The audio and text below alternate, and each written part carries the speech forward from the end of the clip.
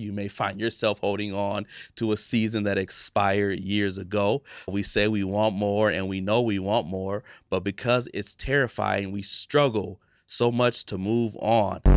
We stay not because we're thriving, but we stay because we're afraid of what we cannot see. The unknown feels threatening when you've only known disappointment. We've learned how to function in dysfunction. We've created routines around our trauma, and eventually, this is what happens. Eventually, survival starts to feel like safety, even though it's slowly draining us. Being loyal to what's breaking you is not considered loyalty in my book. I consider that slavery. I consider that being stuck in slavery. You shrink, you settle. You question whether you're being unrealistic for even wanting more. But listen, let me tell you something. Listen, understand this. Just because you've endured less, it does not mean that you are worth less.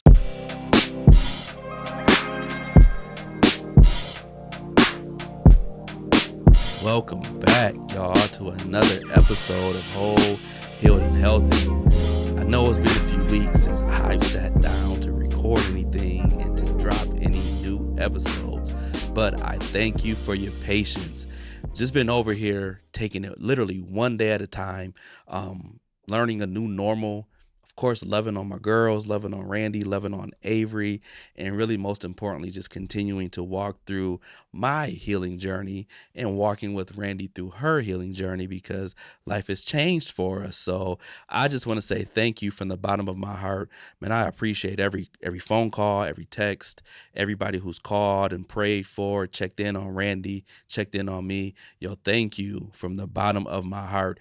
Every message, every act of kindness, it has not gone unnoticed, and it has just been helping to carry us through this new season in our lives. Like we didn't expect this on our 2025 bingo card, but it's here, and just knowing that people are out there loving on us, praying for us, thinking about us, it just makes it a little bit easier to go through this thing. So we want you to know that we appreciate y'all more than you know. Last episode, I talked about faith and fear, sharing space in my life, and how unbelief doesn't cancel out who God is or what I believe that God can do. It really is just a reminder that I'm just a human, man, navigating a complex world, really just trying to honor and trying to balance both my humanity and my spirituality. So I want to encourage you that if you're in that space, or if you're going through a season or a situation in your life where you're having doubts and unbelief, I want you to go listen to or watch or check out the unbelief episode, because I honestly really feel like it will be a blessing to you, as we say in the church. So we got all the announcements out the way. We got all the church announcements out the way. Let's hop right into it. So after about a month off, man, welcome back to Whole, Healed, and Healthy. We on episode 5, and we're calling this the stuck episode because your boy has been stuck. I've been stuck, man. That's probably why I haven't been doing anything, just because I'm trying to come out of stuck, as somebody used to say. But anyway, man, some of y'all are like me, that you find yourself circling the same mountain. You may find yourself stuck in the same chapter. You may find yourself holding on to a season that expired years ago.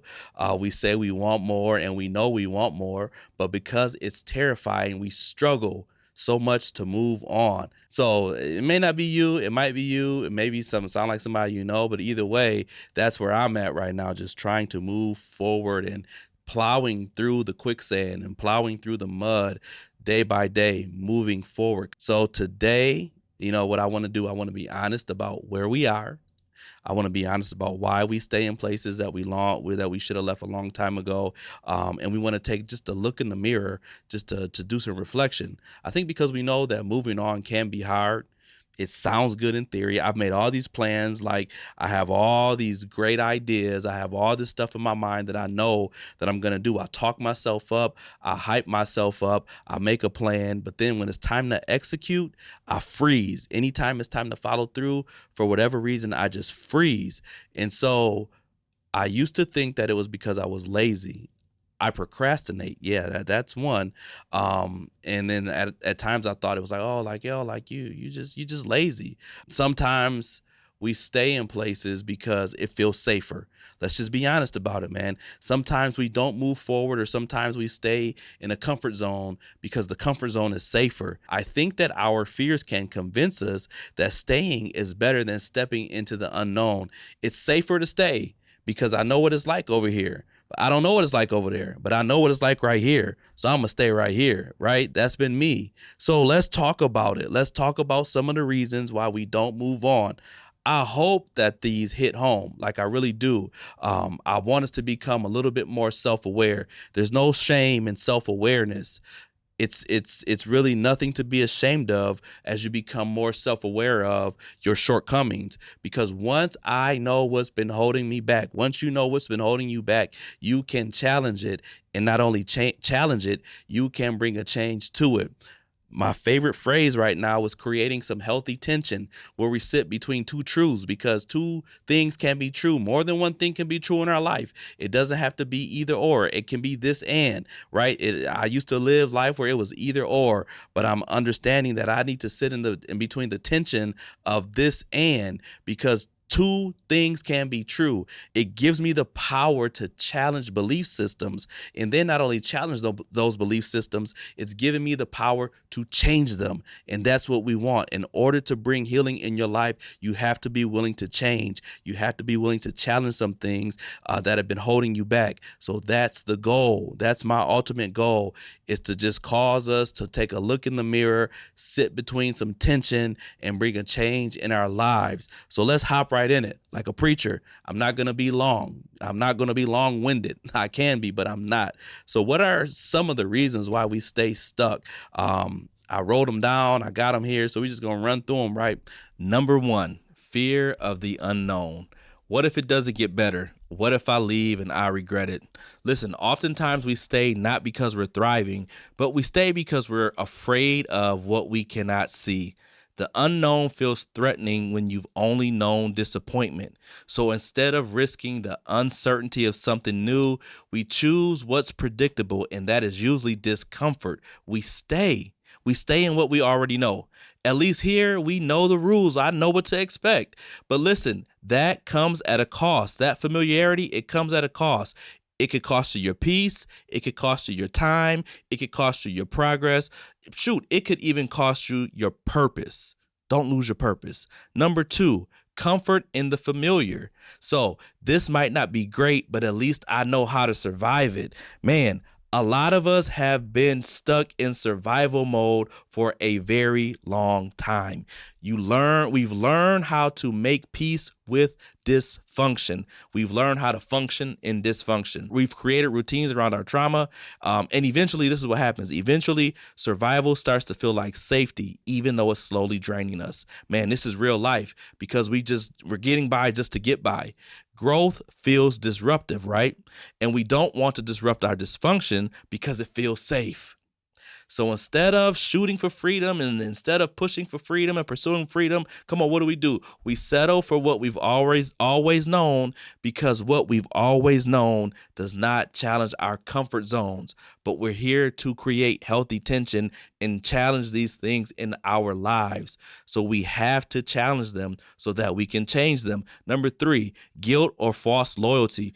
I can't just walk away after all this time. This is another hard one for me, because I consider myself a very loyal person. Listen, we tie our worth to how long we stay, how much we endure, and how many people we can protect, even when it's hurting us. I made a post on Threads the other day. I said, I'm no longer in the business of protecting people who didn't protect me, of protecting people who don't protect me. Being loyal to what's breaking you is not considered loyalty in my book. I consider that slavery. I consider that being stuck in slavery. Loyalty can become lethal, and I'm going to talk about that in another podcast. Sometimes the most loving thing you can do for everyone involved is just let go and move forward. Let it go. Just let it go. Number four, fear of judgment. What will people say if you fill in the blank? We let people's opinions box us in. I get too concerned about what people think about me. This is just me. I get too concerned about it. We stay in toxic spaces longer than we should because we don't want to be misunderstood and we don't want to be misrepresented. Listen, we fear being labeled a quitter, bitter, unfaithful, dramatic, rebellious. You find an adjective and you put that adjective in there, and that will be whatever it is that you want to use to describe it. Nobody wants to have a label. No one wants to have a label attached to their name. We don't want that. We don't like that. But at the end of the day, your healing is more important than their approval. Number 5, low self-worth. Maybe I don't deserve better. If you ever suffer from low self-esteem, this is real. If you've been mistreated long enough, you start to believe that mistreatment is normal. This goes back to functioning in dysfunction. It is normal. This is what normal feels like. You shrink, you settle. You question whether you're being unrealistic for even wanting more. But listen, let me tell you something. Listen, understand this. Just because you've endured less, it does not mean that you are worth less. Sometimes the reason we stay stuck is because we never see ourselves clearly. We don't know what we look like. We've never seen a healed version of ourselves. That's real. That's real. Number 6, spiritual manipulation. Yeah, I know I can talk about this all day. If I leave, I'm disobeying God. Church hurt and religious trauma, I know, we both know, we all know that it runs deep. Many of us were taught that leaving toxic spiritual environments, that it was rebellion. It was rebellious. We were told that speaking up was disrespectful, that questioning leadership was sinful. So we learned to silence ourselves in the name of being submissive. I'm going to be submissive. I'm just going to submit myself to the house and I ain't going to say nothing. But God does not call us to stay in places that are killing our spirits. If our spirits are not growing and thriving and learning and flourishing, I don't believe that God would have you stay there. Obedience to God does not require abuse from people. Number 7, unfinished grief. If I move on, it's like none of it mattered. Grief is tricky. Grief is complicated. Grief is a mother. You can be free and still feel sad. You can walk away and still miss them. People can hurt you and you can still love them. You can move forward and still hold love for what used to be. Sometimes staying stuck feels like the only way to honor what was.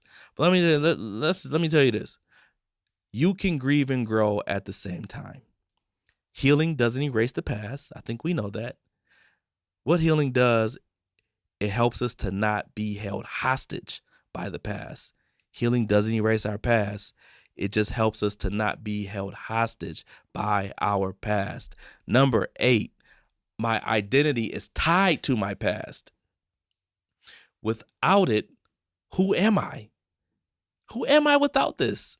Some of us are afraid to move on because our whole identity, our entire identity has been shaped around who we were in a certain space.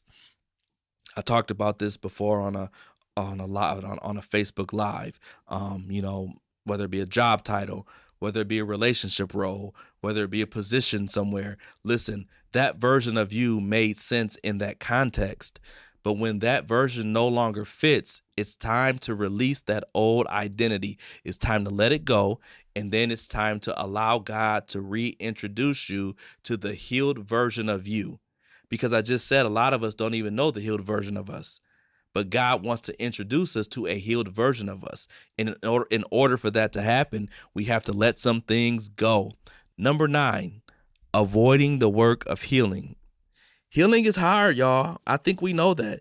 It takes time, it takes truth, and it takes a lot of hard work. It takes a lot of tenacity. So it requires us to face the things that we've been avoiding. It requires us to put names to things that have hurt us. It requires us to set boundaries, and it also requires us to say goodbye to some things. I think many of us stay stuck not because we want to stay stuck, but I think we stay stuck because the healing can feel overwhelming. It could feel like it's too much. But hear me when I say this. Staying stuck will cost you, and I already said that. Choose the work that leads to healing, not the cycle that keeps you stuck. I want to say that one more time. Choose the work that leads to healing. Come on, man. We gotta put the work in. Choose that work that's gonna lead you to healing. Because if not, we will stay stuck in cycles of whatever. Right? We're gonna stay stuck in those cycles. Number 10, hope for change. Man, maybe if I wait just a little bit longer, it'll get better. It's going to change. Things will pan out. I think hope is a beautiful thing, but hope without boundaries will keep you in places God already told you to leave. When you don't set boundaries, yeah, I mean, you just open to anything. We stay because we believe in potential, second chances, turnarounds, give them grace. And yeah, all those things are beautiful. All those things are possible. Change is possible, but that change should never come at the expense of your peace, your safety, or your sanity. Hoping for change is not a reason to stay in cycles that keep hurting you. All right. And I got one more, one bonus one. This one right here is another big one for me. Not wanting to hurt other people. If I leave, they're gonna be devastated. If I leave a situation, if I do something for myself, then now I have to worry about how those other people feel. Right. This one, I think it breaks all of our hearts because some people, I don't like disappointing people. I hate it. That's not something that I like doing. But sometimes you gotta say, hey, I love you, but I'm not responsible for how you're gonna react. I'm not responsible for your reaction to what I choose to do. I'm choosing to put myself first, right? Staying in a place, staying in a space that's breaking you just to protect someone else's peace, that's not healthy. That's not healthy. The longer you stay to protect their feelings, the more you're going to betray your own. So I just want to say, hey, sometimes you have to put you first, and you got to do what you got to do. So those are just a few reasons of why we stay stuck. So I'll be honest, everything on that list, it applied to me at some point in my life. And I ain't ashamed to say that. Like, ain't no shame in my game. There's no shame in being aware of what's holding you back. Like I said earlier, the awareness in your life, it gives you the power to challenge it. And then with that power to challenge it, it gives you the power to change it. So we want to create change in our lives. Now, knowing the reasons of why we're stuck, that's just the first step. Let's talk about what it looks like to actually move on. To me, what that looked like was simply finally choosing me. It was finally putting me first. It was finally putting my needs above everything else. It was finally prioritizing my healing. Didn't mean that I was heartless. Didn't mean that I was selfish or that I didn't love people. But it really meant that I'm going to prioritize the things in my life that I know that I need to work on. If I can't be the best version of me, I can't be the best version of me for anybody else. So that's that. We got to understand that it's not going to always be easy. It's going to require some work. It's going to require a lot of work. I had to have honest conversations with myself. You're going to have honest conversations with yourself about the things that are holding you back. Saying I'm stuck or I don't know how to move on is no longer acceptable. We have to dig deeper. That's a surface level excuse, and we got to dig deeper. We have to start asking some honest and hard questions. Some of the questions I asked myself was, what am I afraid of? Is it rejection? Is it being alone? Is it looking like a failure? Is it starting over? Is it disappointing people? Is it not knowing who I am without those people? Like, these are just some of the questions that I asked myself. So I understood that if I can live in the truth, then I was robbing fear of the power it had to keep me stuck and to keep me silent. If I could shine a light on it, no matter how ugly it was, no matter how ugly it looked, I knew that I could bring change to it. I knew that I could. It's hard work, but I knew that I could do it. Jesus put it like this. He said, then you will know the truth and the truth will set you free. I'm walking and I'm living in my truth. I'm always going to choose to grow. I understand that growth can hurt, and I also understand that staying stuck can hurt as well. The difference is one is going to lead you somewhere, and the other is going to have you sinking in quicksand. Some ways that I knew that I was growing in my life is that I showed up to therapy when I didn't want to. Like, I went when I didn't want to go. There were days that I did not want to do the work, but I went anyway. Other ways that I knew was that when I started saying no and everything inside of me wanted to say yes, I started telling people no. I didn't feel bad about telling people no, even though everything inside of my life and everything in me wanted to say yes, because I wanted to make sure I didn't hurt those people. But I still said no. That was another way that I knew that I was growing. Another way that I knew that I was growing, when I was able to walk away from people that I still loved, when I was able to walk away from people that I still valued, but I knew that those relationships were ending and they were no longer serving me. So I had to make a choice, and I chose me. Another way I knew was that I was showing up when nobody was clapping. I had no validation. I had nobody validating me to tell me that I was doing a good work, that I was doing good in my life. It was just me and God, and we were trucking along. And another way that I knew was that I started setting boundaries, and I never apologized afterwards. I didn't feel bad for setting boundaries in my life. Those are just a few ways that I saw that I was growing in my life. So yeah, I understood this as well, that growth required risk, the risk of failure, the risk of rejection, the risk of disappointment. But there were a few other risks that I also knew started to realize as I started to grow and started to do the work, right? The risk of being misunderstood because everybody doesn't understand your journey. The risk of outgrowing people who once felt like home, people who were close to me, people who I held near and dear to my heart. I was risking outgrowing them. I knew that as I began to challenge things and begin to question things and begin to move forward, that I was risking losing my community, and I had a risk of being alone. I had a risk of being alone, even though I knew that what I was doing was right for me. That was a big one. But staying stuck is a risk too. It risks your peace, it risks your purpose, your healing, all of that. And for me, that was a much bigger risk. So I said, I'm not staying stuck anymore. Because what if growth works? What if you become the best version of yourself? That was a risk that I was willing to take, and I hope it's a risk that you're willing to take too. Choosing to grow means doing the hard thing even when you're scared, even when you're tired, and even when that old version of you is begging you to stay safe. Just because it's safe, it doesn't mean that it's healthy. It's probably not healthy. I truly believe, right? I truly believe that on the other side of stuck is a version of yourself that God wants to introduce you to. So as we open up the altar, listen, y'all come on to the altar. Come on to the altar. So listen, I just want to talk to everybody who's been like me. You've been circling that same mountain like over and over and over. You've been circling that mountain. You've been afraid to leave what you've always known, scared to step into something new, even though you knew where you were has been hurting you, even though you knew it's been hurting you. This is for you. I don't see that as weakness.